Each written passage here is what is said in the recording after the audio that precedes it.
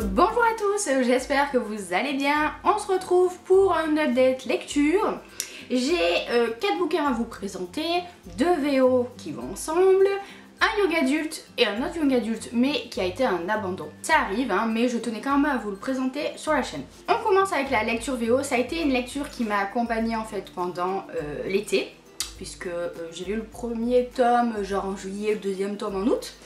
Il s'agit de la duologie Daughter of the Pirate King et Daughter of the Siren Queen, excusez mon accent, hein, de Tricia Levenseller. Je vous l'ai présenté dans mon bilan du coup sur le Summer Reading Challenge et là je vais vous en parler un petit peu plus en détail. C'est une série young adulte, une duologie hein, puisqu'il n'y a que ces 2 tomes là, qui traite de pirates dans un monde un petit peu à la Pirates des Caraïbes, puisqu'on va rencontrer par exemple des sirènes et ce genre de choses. Et j'ai adoré. Vraiment, ça a été une super lecture. On va suivre dans ces 2 tomes Alosa, qui est la jeune fille qui est ici, qui est donc la fille du roi des pirates. Elle a déjà son propre équipage et elle va se faire capturer volontairement en fait pour être prisonnière sur un bateau pirate ennemi avec un équipage pirate ennemi et elle a une mission en fait que son père lui a donnée. Il faut qu'elle trouve un bout de carte, d'une carte qui va mener à un trésor en fait. À l'époque il y avait 3 grandes familles de pirates et chacun a un morceau d'une carte qui mène au trésor ultime détenu par des sirènes. Donc son père en a un morceau et elle va sur l'équipage du bateau où il y a un autre morceau de la carte et elle doit évidemment le leur voler. Mais ça va pas se passer aussi facilement, vous l'imaginez bien. Elle va être retenue donc en otage par le capitaine qui est à bord, Draxen, et aussi par son frère donc Raiden, je sais pas comment on dit, je pense que c'est Raiden, hein, qui est donc first mate, alors je sais pas, je pense qu'on pourrait dire le second du capitaine. Je connais pas trop les termes de navigation donc je pense que c'est ça. Et qui va être l'élu pour l'interroger, pour mener les interrogatoires. Et évidemment, ces 2 là ils vont se rapprocher, hein. Il y a une petite romance donc dans cette duologie. Et ils vont vivre plein d'aventures. Surtout dans le 2e tome. En fait le 1er tome met pas mal en place les personnages. On découvre Alosa qui est une héroïne que j'ai juste adorée. On découvre aussi Raiden. Et dans le 2e tome, je vous dis rien mais on va dire que la situation s'inverse un petit peu. Et là pour le coup il y a énormément d'aventures, beaucoup plus. Ici on est plus dans des dialogues, dans presque un huis clos, alors que là on est plus dans l'aventure, la recherche de ce fameux trésor détenu par les sirènes. Et c'était vraiment très bien. J'ai préféré quand même le 1er tome, mais je trouve que ces 2 tomes sont géniaux. J'aime bien en fait les duologies, je me rends compte que les trilogies, généralement je trouve ça un petit peu long, mais les duologies j'adhère à fond. Et j'espère vraiment que cette histoire va être traduite en français, parce qu'elle est super. On a de l'humour, on a de l'action, on a des personnages vraiment hauts en couleur. Et puis, je sais pas, moi j'ai une affection toute particulière pour les histoires de pirates, qui d'ailleurs ont la cote en ce moment, j'ai vu en VO.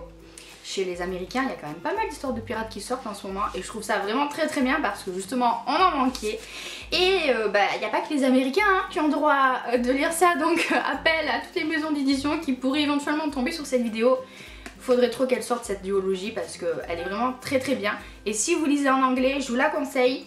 Le niveau est pas très difficile, un peu plus peut-être pour ce 2e tome puisque dans celui-ci on a des dialogues, donc c'est... Enfin on a plus de dialogues en tout cas, donc c'est plus facile je trouve à lire. Mais ça reste quand même très abordable. Et voilà, je suis très contente d'avoir lu cette duologie pendant l'été parce qu'elle me faisait très envie et que les histoires de pirates, ça m'avait manqué. On passe à l'abandon de cette vidéo qui était un service presse que j'ai reçu de la part des éditions Lumen. Il s'agit d'Encre de verre et d'acier de Gwendoline Claire que j'essaye en fait de lire depuis plusieurs mois. Bah, tenez, il y a encore le marque-page dedans. Je me suis arrêtée à la moitié et j'accroche pas. Voilà, je pense que c'est un petit peu trop jeunesse à mon goût déjà. Et puis l'histoire était pleine de promesses, puisque ça va parler de mondes qui peuvent être créés rien qu'avec la plume de scriptologues qui sont des spécialistes dans la création de mondes. Ils ont juste à écrire dans leur carnet et les mondes comme ça apparaissent, il y a carrément des gens qui peuvent vivre dedans, tout ça. Donc je trouve ça super cool quoi comme idée. Et mais en fait ça n'a pas suffi. Voilà, parce que c'est pas très creusé, ça part un peu dans tous les sens. L'auteur essaye de raccrocher ça avec un monde un petit peu steampunk qui se passerait pendant la période de la Renaissance italienne. On a carrément par exemple un héros, Léo, qui est censé être un peu Léonard de Vinci, tout ça. Mais ça colle pas. Je trouve que les dialogues font très immatures, les personnages eux-mêmes font très immatures, c'est-à-dire que par exemple l'héroïne, comment est-ce qu'elle s'appelle déjà? Elsa, elle est à la recherche de sa mère / créatrice, Jumi, qui a été enlevée. Et en fait, ok, elle est à sa recherche, elle est triste tout ça, mais au final tu la vois plus se disputer avec les autres personnages qu'il peut y avoir, les autres ados, que réellement penser à sa mère. Enfin, il y a plein de choses comme ça qui m'ont gênée, que j'ai trouvé pas très approfondies, pas très crédibles. Et au final, l'univers qui paraissait incroyable, génial, il n'a pas rattrapé assez les choses puisque on passe trop facilement sur certains aspects. Voilà. Tout ça a fait que j'ai essayé quand même de m'accrocher, je l'ai posé, je l'ai repris, je l'ai posé, je l'ai repris, et non, je suis pas arrivée, donc tant pis, je l'ai abandonné, ça me ressemble pas, j'en abandonne que très rarement des bouquins, mais voilà. Un peu trop jeunesse, je pense, pour moi. Pourquoi pas pour des adolescents par exemple qui voudraient de la lecture avec des univers fantastiques, voilà. Mais pour moi ça n'a pas collé et tant pis, hein. Quand ça veut pas, ça veut pas.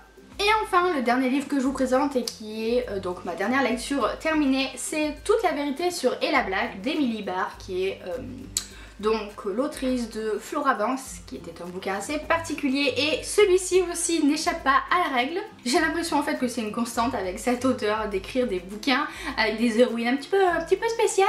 Là aussi, vous l'avez vu passer dans ma vidéo bilan sur le Summer Reading Challenge. Ça va être l'histoire donc de Ella Black qui un jour va être limite kidnappée par ses parents en fait, qui vont l'amener à Rio sans rien lui dire.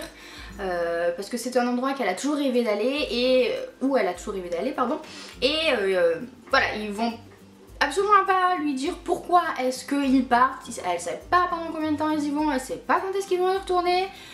Et c'est assez mystérieux. Au début, je vous avoue que j'étais à fond dans la lecture, mais j'étais pas bien. Mais alors vraiment pas bien, parce que l'héroïne, je voudrais pas trop vous en dire, mais on va dire que l'héroïne souffre de problèmes mentaux. Et elle m'a mis très mal à l'aise. J'étais hyper flippée en fait en lisant parce que vu qu'on a son point de vue à elle, que c'est écrit à la première personne, on est bien immergé dans sa tête. Et il y a tout qui me tourne pas rond. Donc du coup j'étais un peu flippée en fait parce que l'héroïne elle me faisait flipper tout simplement.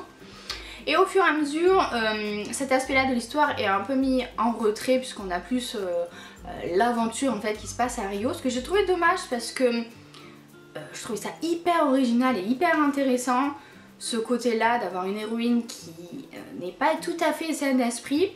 Et j'ai trouvé que ça se tassait un petit peu et ça se résolvait un petit peu trop facilement à la fin, ce qui est quand même dommage. Mais à part ça, c'était quand même assez intéressant, c'était très entraînant, le rythme est bon, une fois qu'on est plongé dans l'histoire en fait, on a envie de savoir ce qu'elle a, et là pourquoi est-ce qu'elle est comme ça, pourquoi ses parents ils l'ont éloignée de tout le monde, ils l'ont amenée à Rio, et donc comme ça on tourne les pages sans s'en apercevoir et ça se lit très vite, ça se lit très bien. C'est vendu comme un thriller young adulte, oui on va dire ça, oui il n'y a pas d'enquête, il n'y a pas ce genre de truc, mais oui c'est quand même une lecture suspense.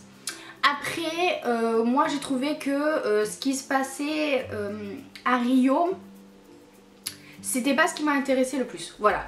Disons que ça m'a un petit peu déstabilisée, je m'attendais pas à une histoire comme ça. Et au final, la résolution en fait, on va dire de l'intrigue, reste quand même assez classique, mais elle tient la route. Du coup ça a été une bonne lecture entraînante qui m'a quand même pas mal déstabilisée. C'était pas non plus révolutionnaire, mais c'était quand même assez original et j'ai bien aimé. Et voilà, on en a terminé avec cette update lecture. J'espère que cette vidéo vous a plu. N'hésitez pas à me dire si par exemple la duologie là en VO vous a tenté. J'aimerais bien savoir si vous aussi vous aimez l'histoire de pirates, si vous aimeriez en voir plus peut-être en VF. Et sur ce, je vais vous laisser, je vous fais plein de bisous, je vous souhaite de très bonnes lectures à venir et à bientôt dans une prochaine vidéo.